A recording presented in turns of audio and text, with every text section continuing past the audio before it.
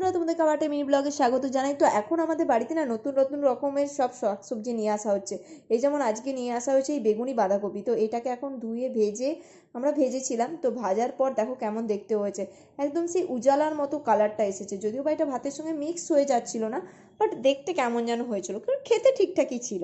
আর এদিকে আমার ছোট ভাইজি বলছে যে সে আজকে নিজে হাতে ভাত খাবে, তাই তাকে একটু আমি খাইয়ে দিয়ে তারপরে ছেড়ে দিয়েছি নিজে হাতে খাওয়ার জন্য। 20 তারপরে এখানে সে বসেছিল পড়তে, এই যে তাকে বসিয়েছিলাম স্কুলের কাজ করাতে, এই যে স্কুলের কাজ করছে।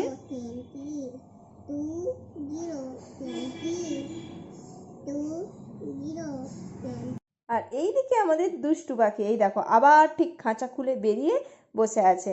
ওকে বলছিলাম কি রে তুই এরকম করে বেরিয়ে পড়েছিস কেন, আমরা তো প্রথম বুঝতেই পারিনি, দেখছি সে তার ঘুরে বেড়াচ্ছে আমাদের পেছন পেছন। তারপরে দেখবো মা খাঁচা থেকে বেরিয়ে পড়েছে। তো চলো বন্ধুরা, আজকের মতো ভিডিওটা এই পর্যন্তই। টাটা, দেখা হচ্ছে।